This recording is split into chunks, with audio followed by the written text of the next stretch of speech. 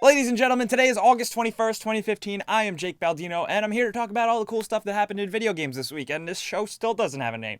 But let's get started right off with Destiny, with the Taken King. We have a bunch of new information about the Taken King, and my friend who plays Destiny said that this is important. I'm gonna be totally honest with you guys. I'm one of the people who bought Destiny the day it came out, played the hell out of it for almost a month, then got bored and kind of felt swindled with all the overall content, or lack thereof. But it seems like the Taken King is really kind of changing things, and I'm almost thinking about going back into Destiny. A lot of the nitty-gritty details have finally been revealed for the Taken King this week, and it seems like they're really changing major portions of the game. The leveling system is completely different, the exotic system works differently and a little less frustrating, the Crucible is completely revamped. That being said, now the game is apparently making a lot of year one legendary and exotics now kind of useless, and ghost shells exist and they give your Guardian different perks, which really adds a more deeper perk system that sounds kind of exciting to play around with. They're also doubling the space of the vault size. I'm glossing over some of the info here because I know some of you guys aren't the biggest Destiny fans, including myself, but it does seem like this is almost like a Destiny 1.5. Maybe they're finally really making the game more of what it should be in this second year of its life cycle. But ultimately, and most importantly, I want to hear from you Destiny fans out there. Like, what does this mean for you guys? Should I really jump back in, or am I going to have no idea what's going on? Let's talk about it down in the comments. And another video game news that doesn't really have to do with actual video games, check out the most expensive but kind of awesome gaming chair. I stumbled upon this, and it's crazy. These are the Emperor gaming chairs, and there's two of them. There's one that's about $6,000, and then there's one that's $21,500 US.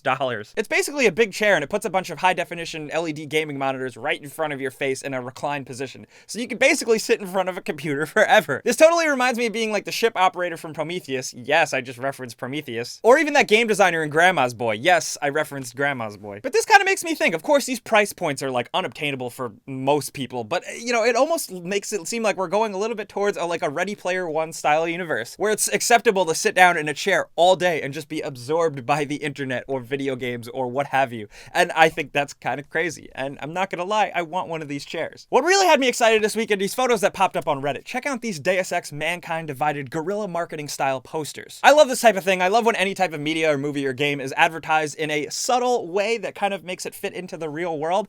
And this is a perfect example. And I gotta say, this poster probably confuses the hell out of people who have no idea what video games are. I don't know if you guys follow Deus Ex on like Facebook or Twitter or anything, but they're really cool and very up on like tweeting articles and posting videos about actual real life cybernetic implants. And it almost kind of makes the real world and the video game world of Deus Ex kind of combine, and that's super awesome. But a thing I didn't previously give any shits about, but now that it happened, I'm really excited. Final Fantasy VII has been released on iOS, and yeah, it's $15, but I'm excited to jump back in and play it again and really see, like, is this Final Fantasy game as big of a deal as everybody made it out to be? Because there are certainly two different camps of people with the Final Fantasy VII. There are some people who think it's one of the greatest JRPGs of all time, and then there are the people that think it's totally overrated and the story's a mess and the game isn't that fun and it's a bit repetitive. I kind of lie in the middle, so I'm really excited jumping back into this freaking $15 iPhone game and finding out for myself. Especially because there's controversial features like playing with God mode where you can't die, and the ability to fast forward sections of the game. I guess maybe they added that for casual fans of the series, but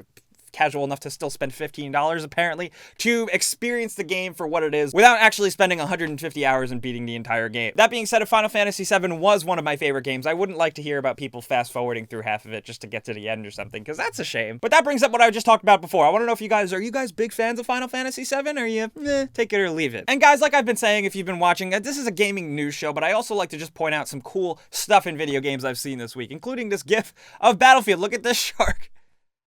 Yes, apparently that is real. And another cool videos on YouTube, Trials Fusion, which of course was recently updated with the Awesome Level Max version. Trials Fusion has been getting some sick custom-made maps, including a lot of people going through without actually moving, but progressing through a level. Check this out. The amount of painstaking construction and actual anticipation of the game's physics to make these maps are absolutely incredible, especially compared to what I make. Just shitty little maps in Little Big Planet and crappy level-edited Tony Hawk's Pro Skater levels where I just put ramps everywhere. There are so many people that are so creative out there with the games and the tools they're given, and I just like to point those out every once in a while because they're freaking sweet. But one thing that's on the forefront of my mind this week is that, oh my god, it seems like they're actually finally getting closer to fixing Arkham Knight on PC. Yes, Warner Brothers Interactive has finally shared a needed update about the PC version of Arkham Knight. This first patch mind you, they're only on the first one, they haven't patched this game at all yet. This first patch is undergoing testing and apparently is going to be distributed in a few weeks, which is still seems like a long time. That being said, apparently it does finally fix the game, including frame rate hitches, better use of memory and the GPU, and it's just generally spec'd out better, and it gives the players more options to adjust the graphics to their liking, especially with different end machines. So while I can't keep complaining about the Arkham Knight PC version because many other people have done that a lot, and I'm not one to complain,